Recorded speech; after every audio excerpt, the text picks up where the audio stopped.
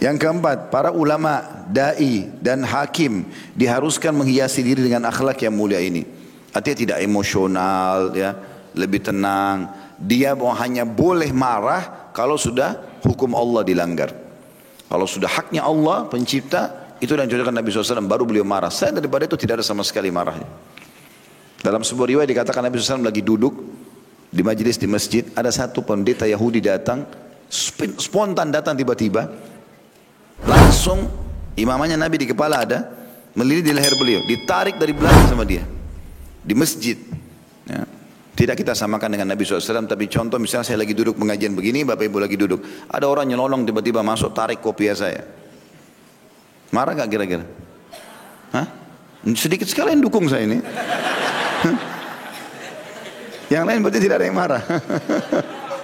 Gak jadi datang kalau gitu. Saya gak mau datang lagi Kamis depan. Contoh saja, misal orang normal itu, ada orang yang ngajarin kita kebaikan tiba-tiba dijahati oleh orang, kan gitu. Ini Nabi lagi duduk, imamannya lagi ada di kepala beliau SAW, dan kena lebih kainnya beliau taruh di pundaknya. Ini Yahudi datang nyelonong, orang kafir lagi, bukan orang Muslim. Datang berdiri, nggak duduk, nggak sopan, nggak bicara apa-apa, langsung tarik potongan kainnya Nabi dari belakang dengan keras. Leher Nabi kecekik. Di depannya Nabi ada Umar bin Khattab, ini nggak bisa lihat begitu. Henusin pedang, ya Rasulullah, tinggal perintah, tebas lehernya nih. Nabi SAW kasih isyarat Umar. Lalu Nabi bicara sama orang Yahudi itu, lagi sementara tercekik. Kenapa hai Yahudi? Dia bilang, hai Muhammad, bayar utangmu. Di rupanya Nabi SAW utang sama dia, tapi menggadaikan sesuatu. Ya. Kata Nabi SAW, lagi tercekik, kan belum waktunya, belum jatuh tempo, nggak ada pelanggaran di situ kan, belum jatuh tempo. Dia bilang tidak, saya mau kau bayar sekarang. Dan saya tahu kalian orang Quraisy suka nunda-nunda bayar utang. Udah mintanya kasar, cekik orang, ngomongnya tidak sopan gitu kan. Nabi SAW lagi duduk, bayangin bagaimana sabarnya beliau. Duduk dengan tenang, beliau mengatakan pada Umar, Umar yang ditunjuk, hai Umar, pergi ke Baitul Mal, bukan ditunjuk sahabat yang lain. Hai Umar, pergi ke Baitul Mal, ambilkan utang saya, kasih ke Yahudi ini. Plus tambahkan nilai yang sama buat dia. Kata Umar, ya Rasulullah, yang awal utang anda, yang satu lagi untuk apa? Hukuman karena kau sudah takut-takuti dia. Maksudnya Nabi, ini kan urusan saya sama dia, ngapain kau marah-marah ini? Saya ada pemimpin di sini, bahasa begitu penjelasannya. Tapi Nabi bilang, kenapa kau, maksudnya seakan-akan kenapa kau langgar nih? Saya kan tahu, Nabi orang kuat, Nabi kalau mau patahin lehernya Yahudi ini gampang gitu. Orang semua Nabi diberikan kekuatan 10 laki-laki, tapi Nabi ingin memberikan pendidikan. Tambahkan, berikan utang saya dan tambahkan sama nilainya, buat hukuman karena kau telah menakut-nakuti dia. Umar ini sambil jalan ke Baitul Mal sambil jengkel sama Yahudi ini. Yahudi ini ada di belakang jalan. Sampai ke Baitul Mal dikemas sama Umar. Umar bukan jengkel sama Nabi, jengkel sama si Yahudi ini. Belum faham kenapa dia lakukan ini. Dikumpul lalu dikasih sama dia. Ini ambillah. Baru waktu mau kumpul yang kedua, Yahudi itu bilang, hai Umar, nggak usah. Kata Umar, bukan urusanmu. Ini perintah Rasulullah SAW. Dia bilang, saya mau tanya Umar, kau tahu siapa saya? Kata Umar, saya tidak perlu tahu siapa kamu. Marah dia. Lalu dia mengatakan, saya Fulan bin Fulan. Rupanya namanya ini pendeta Yahudi yang sudah lama dikenal mau masuk Islam. Umar tahu, tapi Umar belum pernah lihat mukanya. Umar berhenti, langsung Umar tanya, apa kau betul dia? Dia bilang, iya. Kenapa kau lakukan itu pada Rasulullah SAW? Kau tahu dia utusan Allah. Dia bilang, hai Umar, kau pikir saya orang gila? Saya datang ke masjid kalian, mencekik Nabi kalian, di depan kalian, saya sudah pertaruhkan nyawa saya. Umar bilang, baik, jelaskan kepada saya, kenapa kau lakukan? Dia bilang, hai Umar, saya menemukan semua ciri kenabian pada Muhammad, kecuali satu. Semua ciri Nabi yang disebutkan dalam Taurat sudah ada, kecuali satu. Ada satu, ghalabat hilmuhu ghadabu. Sifat kasih sayangnya mengalahkan emosinya. Itu tadi saya lakukan sengaja, mancing emosinya sengaja. Kalau dia betul-betul lolos dari ujian itu, saya masuk Islam. Dan kau perlu tahu, hai Umar, asyhadu an la ilaha illallah wa anna Muhammad Rasulullah. Masuk Islam karena akhlak yang mulia, gitu kan? Jadi begitulah baginda Nabi SAW, bagaimana bermuamalah dengan orang. Kalau masalah hak beliau pribadi, masalah utang piutang, sudahlah, gitu. Memang ini dari awal-awal tahap awalnya berat, tapi kalau kita sudah lalui dan kita coba nikmati cobaan, akan tidak ada masalah. Jelas nggak ini? Ya Allah, saksikan. Baiklah. Kita sekarang masuk ke tambahan syarahnya. Selain 4 poin yang disampaikan tadi, Dikatakan di sini oleh Aisyah radhiyallahu anha, dan sudah sering kita sampaikan, Nabi SAW menyampaikan hadisnya baik kepada para istri ataupun para sahabatnya, dan ini sebuah poin yang sangat baik bagi suami yang faham agama mengajarkan pada istrinya, dan bagaimana istri menyampaikan juga hadis tersebut. Ini menandakan seorang wanita muslimah boleh menyampaikan agama ini, boleh menjadi dai ya, gitu kan? Menyampaikan. Aisyah radhiyallahu anha menyampaikan tentang Nabi SAW, dan beliau menceritakan karena tidak semuanya perkataan Nabi yang disampaikan, tapi bisa juga sikap-sikap Nabi yang digambarkan oleh para sahabat. Di antaranya hadis ini. Ini menceritakan tentang sikap Nabi SAW. Sikap yang pertama adalah ma khuyyira Rasulullah SAW baina amrayni illa ikhtara aisarahuma ma lam yakun ithman. Bahwasanya Nabi SAW tidak pernah dikasih dua pilihan kecuali beliau memilih yang paling mudah di antara keduanya selama bukan dosa. Ini ada beberapa poin yang ulama titik beratkan. Yang pertama, kalau pilihan tersebut bukan kewajiban. Karena kalau kewajiban dari Allah, nggak boleh ada pilihan. Saya sholat sunnah atau sholat wajib ya. Sudah sholat sunnah aja, nggak bisa. Saya puasa Ramadan atau puasa sunnah, nggak bisa dipertemukan begitu. Karena sunnah sama wajib nggak bisa bertemu. Wajib harus, sunnah hukumnya sunnah, gitu kan? Seperti itulah. Jadi selama bukan kewajiban, itu yang pertama. Jadi kalau misalnya sunnah sama sunnah, silakan saja. Atau kalau bertemu antara wajib sama wajib, kayak tadi misalnya antara jamak qasar dengan itmam atau sempurna, ini juga boleh. Jadi bukan pertemuan antara yang lebih rendah atau mufaddal dengan yang afdal, yang lebih afdal, yang lebih baik. Ya, seperti itulah. Ini yang pertama. Yang kedua yang dimaksud di sini adalah semua yang berhubungan dengan pilihan yang memang sifatnya bukan maksiat kepada Allah. Jadi kalau ada yang mengatakan antara zina dengan tidak zina, dan maka sulit, ini tidak bisa ketemu karena memang dasarnya zina haram, tidak zina adalah perbuatan yang baik. Bukan seperti itu. Jadi harusnya perbuatan-perbuatan sunnah yang dua-duanya baik, cuma tinggal pilih mana yang lebih mudah buat kita. Seperti itulah. Jadi dalam memahami ini juga butuh kepekaan ya. Imam Ahmad rahimahullah, pernah beliau tidak sholat malam semalam suntuk, itu gara-gara memikirkan sebuah hadis. Waktu ditanya, beliau mengatakan menuntut ilmu lebih afdal daripada qiyamul lail. Kan menuntut ilmu bagi beliau membahas hadis itu adalah bagian daripada sunnah Nabi SAW. Salat malam juga sunnah. Tapi di sini beliau mendahulukan itu. Mungkin tidak semua orang faham ini. Orang mungkin berpikir lebih baik salat tahajud daripada baca buku, ya, baca ilmu agama misalnya. Tapi Imam Ahmad memandangnya berbeda. Seperti itulah. Kalau masih ingat pernah saya ceritakan kisah yang pada saat Imam Ahmad menziarahi gurunya Imam Syafi'i. Lalu Imam Syafi'i bilang sama anaknya, belajar baik-baik dari orang ini ilmunya luas. Imam Syafi'i bilang sama anaknya untuk belajar dari Imam Ahmad. Maka saking semangatnya anaknya Imam Syafi'i minta tidur sekamar sama Imam Ahmad. Mau tahu Imam Ahmad ini buat apa saja. Besok pagi tiba-tiba anak Imam Syafi'i datang mengeluh, ayah, anda mengatakan orang ini soleh, tapi saya lihat sendiri depan mata, orang ini tadi malam makannya banyak sekali. Sementara anda mengingatkan kami untuk makan sedikit, gitu. Kenapa dia makan banyak? Ini sudah satu hal yang tercoreng. Yang kedua, dia tidak sholat malam. Setahu saya orang-orang soleh, apalagi kalangan ulama, sholat malam ini sudah bukan waktu, sudah bukan lagi pilihan. Mereka sudah jadikan sebagai rutinitas, gitu kan. Terus yang ketiga, dia sholat subuh ke masjid nggak pakai wudu. Maka Imam Syafi'i melihat ini masalah-masalah besar juga nih. Panggil Imam Ahmad, dipanggil. Hai Ahmad, ini anak saya semalam tidur sama kamu. Dia ada 3 tanggapan nih. Yang pertama, kamu makan banyak katanya semalam. Bisa kamu jelasin? Dia bilang benar. Saya memang semalam waktu anda hidangkan makan, saya makan lebih banyak dari yang sebelumnya. Karena saya mengetahui rezeki anda halal. Maka karena rezeki halal jadi saya makan banyak. Andai saja syubhat atau haram saya tidak akan makan. Karena halal maka saya masukkan banyak halal dalam tubuh saya. Imam Syafi'i balik kepada anaknya, lihat jawabannya. Gitu. Baik yang kedua, kenapa kau enggak sholat malam?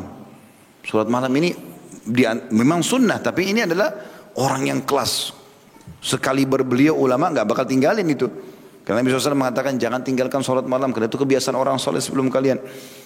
Maka Imam Ahmad bilang, semalam itu saya lagi memikirkan hadis dan bagaimana mengeluarkan banyak hikmah dan manfaat. Seperti ini kandungan hadis ini. Ini kan harus duduk renungi, oh ternyata kandungannya ini, kandungan supaya ilmunya lebih luas. Semalam suntuk saya pikirkan itu dan saya menemukan menurungi ilmu lebih besar dan pahalanya daripada sholat malam. Maka kata Imam Syafi'i kepada lihat bagaimana jawabannya. Berarti bukan tidak mau sholat malam, tapi memang begini ya poinnya, kalau khusus poin ini, begini memahaminya. Kalau kita sedang menuntut ilmu, apalagi menulis karya tulis, atau ingin mengorek sebuah hikmah dari ayat Al-Quran, dari sunnah-sunnah Nabi SAW, memang butuh konsentrasi. Ada teman saya kenal seorang da'i, Masya Allah, tulisannya banyak sekali. Saya sampai duduk sama dia. Kalau saya kebanyakan seperti ini, saya sampaikan ceramah, tulisan karya mungkin tidak terlalu banyak, ada tapi tidak banyak. Beliau produktif sekali. Saya tanya, gimana caranya antum nulis buku ini? Dia bilang, ana Ustaz duduk depan lab komputer, nggak berdiri kecuali untuk sholat, tidur dan makan saja. Makan pun istri ana suapin. Rupanya dia dengan duduk depan komputer itu lebih fokus. Jadi lebih cepat tertulis. Kita kalau nulis nih berapa paragraf terus kita pergi makan, keluar kemana, kembali lagi belum tentu idenya sama dengan awal. Seperti itulah kurang lebih. Maka Imam Ahmad seakan-akan mengatakan, saya kalau bergerak sana sini mungkin hikmahnya akan hilang. Dia mau ngajarin kepada umat gitu kan. Seperti itulah. Ini ijtihad beliau gitu. Kemudian yang ketiga, kenapa kau sholat subuh enggak uduk? Dia bilang, saya tidak tidur semalam suntuk. Jadi uduk sholat isya masih bertahan sampai subuh. Maka untuk apa saya uduk? Maka terjawablah syubhat dari yang ditanyakan oleh anak Imam Syafi'i. Dan ini hukum syar'i memang. Selama kita enggak tidur, enggak buang air besar, enggak buang air kecil, ya, kenapa batal uduk? Bisa saja dipakai kan gitu. Ini sebuah hukum syar'i juga. Begitulah hikmah yang sangat luar biasa. Bagaimana diambil dari orang-orang yang sudah berilmu ini. Baik, selama itu bukan dosa maka dia bisa saja melakukannya, yang sudah kita jelaskan itu. Potongan selanjutnya, faida kana itsman kana abadan nasi minhu. Tapi kalau itu adalah dosa, maka Nabi SAW adalah orang yang paling jauh darinya. Artinya memang sifat orang mukmin dan akhlak yang mulia, kalau ada penawaran dosa, yang pertama kita lakukan penolakan. Tolak apapun sifatnya. Mau dari perempuan cantik, laki-laki gagah, ajak zina, enggak, selesai. Was-was syaitan apapun, tidak. Allah larang, selesai. Tawaran proyek ini, dapat ini, untung ini, tapi haram, enggak. Tidak ada negosiasi dalam masalah itu. Bukan cuma teman-teman tidak boleh negosiasi dalam masalah maksiat. Tidak boleh negosiasi sama syaitan dalam hal-hal yang mengalihkan kita dari afdal kepada mufaddal saja. Misal contoh, azan. Kita pas mau sholat, syaitan bisikin tuh, masjid depan aja, nanti di rumah saja. Enggak ada negosiasi masalah ini, karena afdalnya kata Nabi SAW, sholat di awal waktu. Azan berarti sholat, apapun syaitan bisikin tidak mau tahu. Saya harus masuk masjid sholat. Enggak ada negosiasi. Ada orang miskin, minta, syaitan akan datang. Enggak usah itu anak pinjaman masih kuat, apalah was-wasnya. Enggak, sekarang tugas saya pada saat sedang ada kesempatan ibadah, eksekusi. Bukan negosiasi. Ya udah sekarang orang ini minta saya kasih. Belum tentu orang itu masih ada. Mungkin dia sudah meninggal sebentar lagi. Mungkin kita meninggal. Mungkin kita nggak punya peluang lagi. Nah, itu jangan disia-siakan. Contoh saja ya. Seperti itulah. Jadi harusnya difahami. Selama itu bukan dosa, ya, maka kita lakukan. Dan kalau dosa kita jauhi. Dan ini sejauh-jauhnya. Tolak. Tugas kita pada saat penawaran dosa sedang datang, sabar. Saya pernah jelaskan sabar itu di 3 poin. Sabar dalam mengerjakan ketaatan. Dulu di majelis ilmu seperti ini, bangun sholat malam lagi ngantuk, bersedekah pada saat kita lagi perlu. Itu butuh kesabaran memang. Diikuti dengan keyakinan. Yang kedua, sabar meninggalkan dosa. Kita semua pasti punya peluang berzina. Siapa yang gak punya peluang? Dia tinggal lakukan, dia tinggal angkat telepon, dia tinggal kenalan sama orang, segala macam. Apalagi di zaman kita sangat terbuka. Safar sendiri, tinggal segala macam masuk di hotel, bisa saja. Tapi pada saat penawaran itu ada, dia tolak, dia sabar di sini. Itu pahalanya sangat besar. Kata Nabi SAW, Inna idhamal ajri ma idhamal bala. Balasan itu akan diberikan kadar besarnya sesuai dengan kadar cobaannya. Ya. Orang kalau di Eropa lagi musim salju, kayak sekarang masuk musim dingin misalnya di sana, lagi salju terus tetap ke masjid subuh. Beda pahalanya dengan orang di Indonesia yang tidak ada apa-apa terus ke masjid. Itu lebih besar cobaannya gitu kan. Tapi mereka tetap lakukan. Di beberapa negara puasa Ramadannya luar biasa. Antara maghrib ke subuh hanya 3 jam. Jadi mereka puasa selebihnya itu. Bagaimana mereka lakukan itu? Contohnya. Maka pahalanya lebih besar daripada ini semua. Dan ini perlu diketahui. Ini sabar dalam meninggalkan kemaksiatan kepada Allah SWT. Yang ketiga adalah sabar dalam cobaan harian. Ini semua bagian daripada syariat Allah SWT. Intinya teman-teman katakan tidak untuk dosa. Selesai. Insya Allah akan ada diupload oleh teman-teman. Ada khutbah Jumat saya, nanti tolong antum follow up. Yang kemarin di Makassar, katakan iya untuk halal dan tidak untuk haram. Bagaimana statement para ulama salaf tentang masalah itu. Halal nikmati sepuas-puasnya, haram jauhi sejauh-jauhnya. Kita akan tentram insya Allah. Kemudian dikatakan potongan ketiganya, "Man taqama Rasulullah SAW di nafsihi." Dan Nabi SAW tidak pernah balas dendam untuk diri beliau sendiri. Sudah kita berikan contoh tadi bagaimana muamalahnya dengan pendeta Yahudi dan juga yang lainnya. Ya, banyak orang yang bermuamalah dengan Nabi SAW buruk sekali muamalahnya. Orang-orang munafik yang menuduh sembarangan Nabi SAW, ngomong sembarangan. Orang di Mekah main nuduh lewat Nabi SAW, penyihir. Ya. Ini pendusta, ini orang kena jin, apalah segala macam fitnah. Nabi SAW lewat saja. Ya. Mereka ucapan apapun Nabi tidak pernah balas. Ya. Sampai Nabi SAW pernah lewat, pernah sholat, kemudian dituangkan kotoran unta di kepala beliau. Sallallahu alaihi wasallam. Lagi sujud kepada Allah SWT. Cobaan yang luar biasa gitu. Tapi Nabi SAW tidak balas itu semua. Beliau didatangi oleh Fatimah radhiyallahu anha, lalu Fatimah membersihkan itu sambil menangis. Fatimah mengatakan, apakah kalian berbuat begini kepada ayahku hanya karena beriman kepada Allah? Lalu kemudian Nabi SAW dibersihkan, lalu Nabi jalan. Maka orang-orang Quraisy akhirnya kehabisan ide untuk menyiksa Nabi SAW, untuk mengganggu, karena Nabi SAW tidak pernah balas itu. Dibiarkan saja. Ini penyiksaan terjadi berjalan 13 tahun dari awal fase kenabian di Mekah. Teman-teman tahu, setelah hijrah ke Madinah 8 tahun tepatnya, penyiksaan di Mekah itu berjalan 13 tahun sampai ada sahabat yang dibunuh depan mata Nabi SAW, disiksa segala macam hal lah. 8 tahun setelah itu terjadi penyerangan ke Mekah, pembebasan kota Mekah. Dan luar biasanya 10.000 pasukan dari Madinah itu masuk ke Mekah dengan kekuatan militer. Ini hukum syar'inya, satu kota Mekah jadi budak ini. Semua jadi harta rampasan perang. Bebas. Nabi mau suruh bunuh boleh, Nabi mau bebasin boleh. Lalu Nabi SAW kumpulin mereka di Gunung Safa, tempat sa'i, Safa dan Marwah. Di Bukit Safa Nabi kumpulin semua orang Quraisy sebagai tawanan ini. Nabi SAW mengatakan, kira-kira menurut kalian apa yang akan saya lakukan? Artinya ini seakan-akan, bayangkan Bapak Ibu sekalian atau Bapak-Bapak sini, kita menjadi panglima perang. Kita menyerang sebuah lokasi yang dulu ini menyiksa kita, mengganggu, menyiksa. Bahkan rumah Nabi dirampas. Waktu Nabi SAW hijrah ke Madinah, dirampas oleh kerabatnya sendiri yang dalam keadaan kafir, dijual. Sahabat-sahabatnya banyak dibunuh. Ya, Sumayyah radhiyallahu anha, wanita pertama mati syahid dalam Islam, dibunuh depan mata suaminya Yasir, depan mata anaknya Ammar, dan banyak sekali penyiksaan yang terjadi. Maka orang-orang Quraisy berkata, hai Muhammad, engkau adalah keluarga kami, engkau adalah orang yang paling baik. Dipuji-puji Nabi SAW. Kata Nabi SAW, ketahuilah aku sudah memaafkan kalian. Enggak ada balas dendam pada saat itu. Cuma Nabi SAW meluruskan beberapa konsep yang harus dipahami, karena itu jadi pemahaman mereka. Beliau mengatakan, tapi ketahuilah seluruh tradisi jahiliyah, makan bangkai, menyembelih buat berhala, tawaf telanjang pada saat itu sambil mereka bersiul, gitu kan.